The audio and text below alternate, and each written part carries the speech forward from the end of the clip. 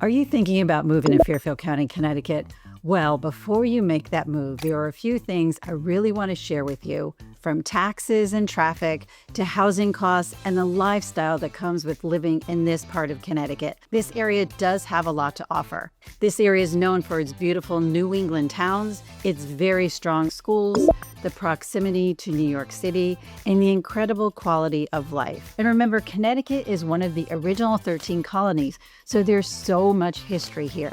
There's century-old churches, preserved downtowns, and many homes that stood here for generations. It makes it very unique in this area. So in this video, I am breaking down the 10 things you should know before moving to Fairfield County. I'm Jennifer Lockwood, a local realtor, and I have lived here my entire life.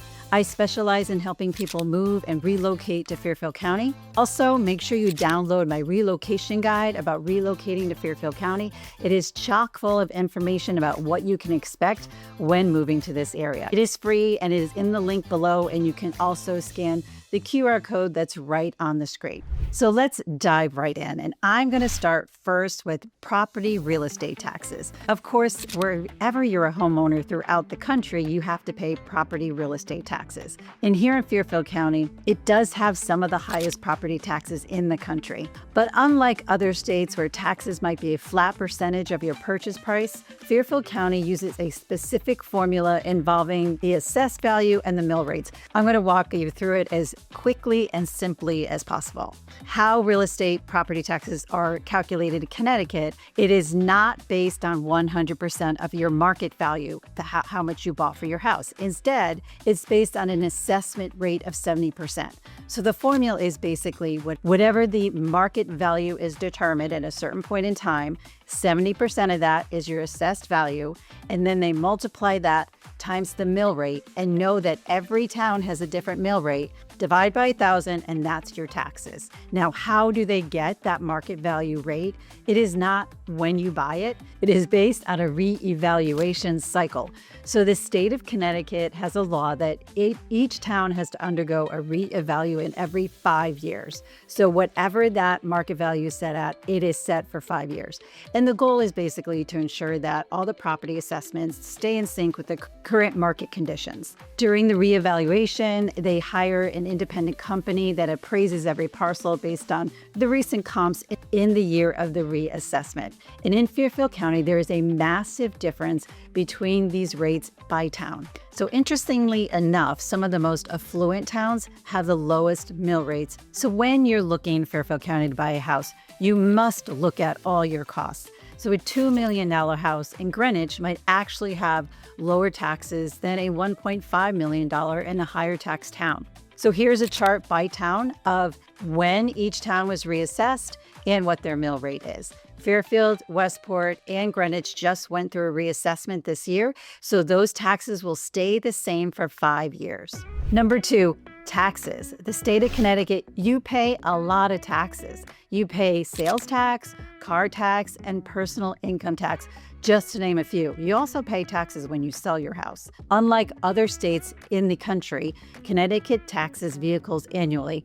And I remember I had a client that moved from Florida. He had no idea that he had to pay taxes on his car every year. You pay a motor vehicle property tax based on your car value and your town's mill rate. So this is where the mill rate varying can affect even your car tax. There's also state sales tax, which is at 6.35%. The state of Connecticut also have income tax, and that's just based on your income. But compared to our neighbors like New York, it is often seen as kind of a bargain. But if you're comparing it to other states that pay no tax, not a bargain at all. The state of Connecticut uses a progressive tax system, meaning the more you make, the higher percentage you pay. And as of 2026, the rates ranged from 2 to 7%. So compare that to New York. Their top rate is 10.9%. Plus you pay an extra 3.8% just if you live in New York City. The state of Massachusetts is a flat 5%. And in New Jersey, the top tax rate is 10.75%.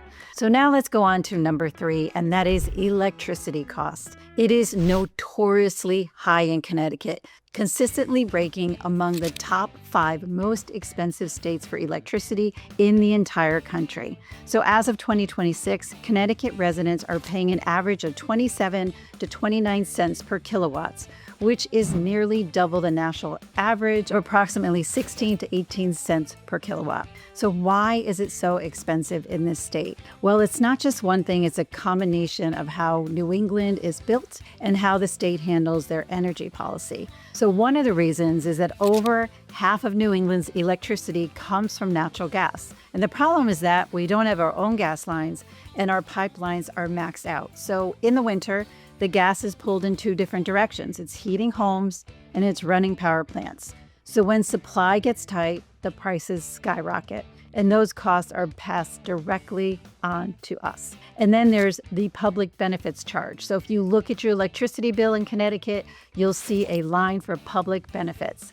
This is a mandatory fee that funds the state-mandated programs, including low-income assistance, energy efficiency initiatives, and long-term contracts for clean energy. This charge can sometimes range from 15 to 20% of your total bill, which is much higher than similar fees in other states. Knowing that your electricity will be a higher cost than you might be used to, it's really important to know. Now let's go on to number 4, and it is the school systems in Fairfield County. This is one of the biggest reasons people move to Fairfield County, and it is for the elite public school systems. Many of the public schools here consistently rank among the top in Connecticut and even nationally. Towns like Darien, Wilton, Greenwich, they are known for their strong academics, high graduation rates, and a wide range of extracurricular programs. And it's not just those towns, it's the majority of towns in Fairfield County. But the one thing to understand is that schools can vary town to town and even neighborhood to neighborhood. So in many cases, the school district is the one biggest factor influencing home values and the demand in certain areas. I have buyers that often choose a town specifically because of the reputation of the schools, which is part of the reason why homes in these districts can be highly competitive. Now, when you're trying to determine which school you want your child to go to, I often refer my clients to niche.com to look up school ratings. Now, they rate it on all different types of scales, so it's important to dig deep into how that number is determined. You can also refer to the chart in my relocation guide that will tell you how many schools are in each town by grade, meaning elementary, middle, and high school. It'll give you the sense of the size of the schools by town. Now let's go on to number 5, which is the traffic. Let's be honest, the traffic in Fairfield County is just terrible. Traffic is something you'll want to understand before moving to Fairfield County. The county sits along one of the busiest commuter corridors in the Northeast. It is so congested, so you have to understand that if it's going to be part of your everyday life, especially during commuting hours. 2 of the main routes people rely on are I-95, which runs along the coastline, and it is where trucks are allowed. All vehicles are allowed on this road, and it is notorious for the Stamford, Norwalk, Bridgeport bottleneck.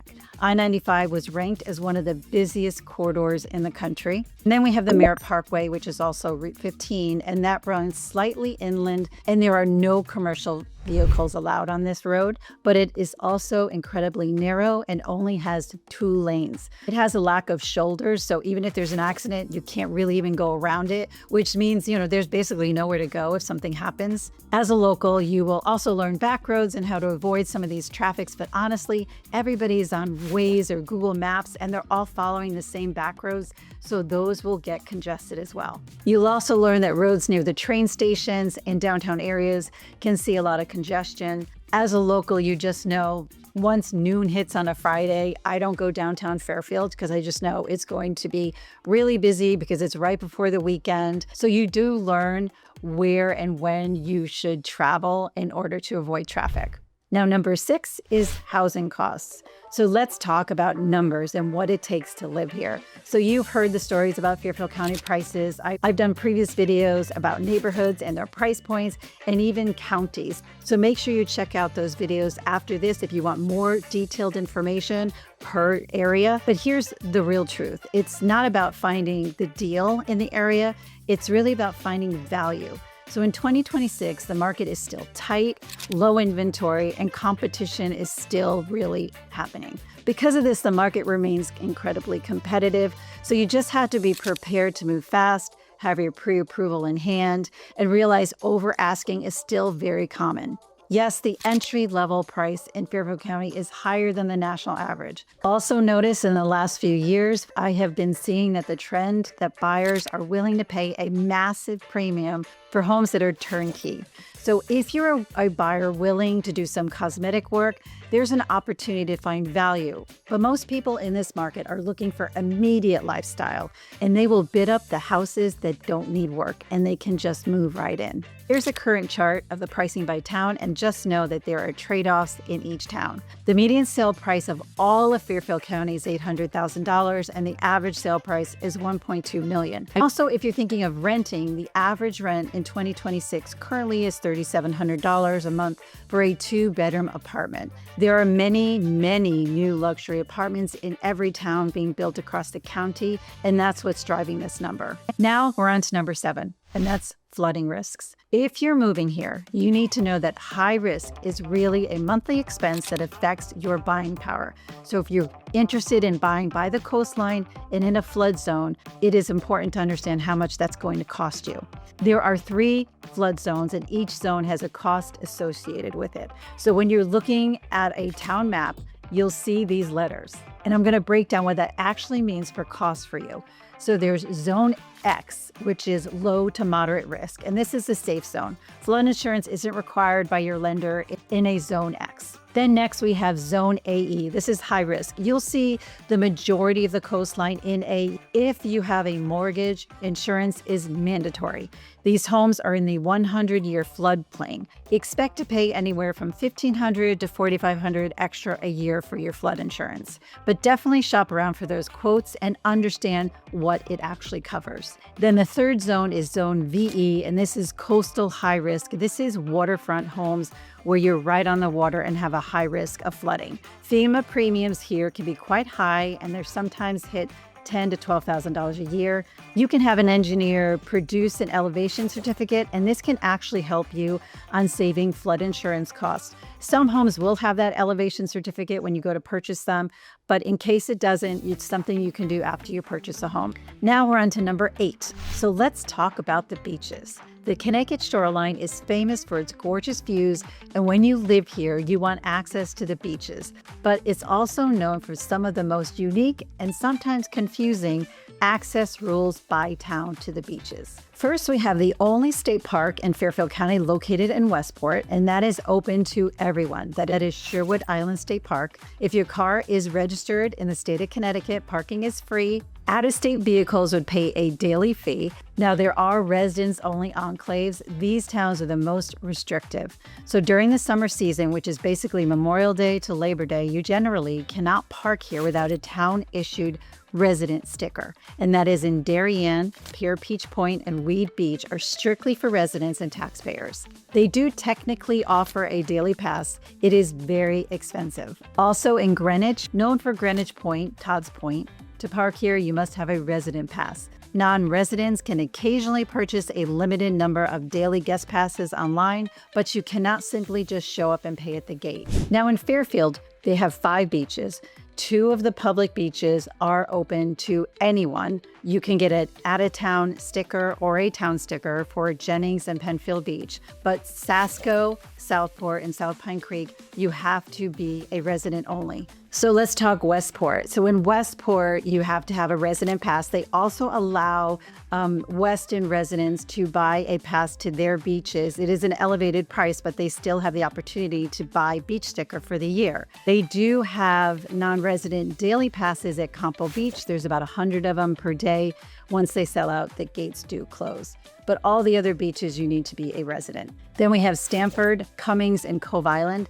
They offer seasonal passes for non-residents. And then there's also Norwalk Calf Pasture, very visitor friendly with a great restaurant scene. So that's a great opportunity to hit the beaches in Norwalk. Now we're up to number 9, which is commuter options. So the one thing that surprises a lot of people about moving to Fairfield County is how much the train system shapes your everyday life here. Many residents commute to New York City, Stamford, or other business centers, and the Metro North New Haven line is really the backbone for that commute. There are many towns along the coastline that have direct daily service into Grand Central Terminal, which makes living here and working in Manhattan very doable. Each coastal town has one or multiple stations, but the rural towns can also have commuter lines like New Canaan and Wilton. Wilton is part of the Danbury line. All this can be found on the MTA website under the Metro North line. And then we're on to the last one, number 10, and that is all 4 seasons here in Connecticut, which is really, really great if you love to enjoy each season. The region is defined by the true 4-season climate, and that can fluctuate from one extreme to the other in a single week. I would say I love summer and fall the best in Connecticut, but they all have some positives and negatives. The winter here is December to March, and this is the season that requires the most mental and financial preparation. I always measure how cold winter is going to be by Martin Luther King Day, because if the ponds are frozen by Martin Luther King, it's going to be a cold winter. And it's known to be hit by a couple of nor'easter storms, especially this year. We have had quite a few, and we have had a lot of snow. And when you're thinking about costs and owning a home here, you just have to think about snow plowing costs and heating your home. These months can also be known as the gray months, where you might not see the sun for a while. It gets a little gloomy. Just be prepared for that. So spring in Connecticut is usually around April or May, and it is unpredictable. You could see a foot of snow late March going into April, and then mid-April you could have 80 degrees sometimes. It's really considered the mud season, which is followed by rapidly lush greening landscape, because by the end of April, everything does start to bloom. Summer here is from June to August, and Fairfield County summers are warm and increasingly humid. July is the peak, and the average is usually around 82, but we do have these heat waves that can push it up into the 90s. In other summers, you might not get that at all. And then fall is September through November, and this is widely considered the reward for surviving all the other seasons. The air is crisp and dry, it's leaf peeping season, and it is truly spectacular. In Fairfield County, peak foliage typically arrives usually late October, making it one of the last places in the Northeast to see really vibrant reds and oranges, and it really is truly amazing. So that's the good, the bad, and the ugly about living in Fairfield County. Preparation is key when moving to a new location, and having insider information will make your transition so much smoother. I'm Jennifer Lockwood. I cover all of Fairfield County and the towns in this county, helping buyers relocate here every single day. My contact information is on the screen, so feel free to reach out anytime. I can speak personally to these communities and the housing market to ensure we find you a perfect fit. I've created a library of other videos about moving and living in Connecticut, so feel free to stay on my channel and gain more local insight. Also, don't forget to download my relocation package. I am always here as a resource for you. I appreciate you watching, especially all the way to the end, and I will see you on the next one.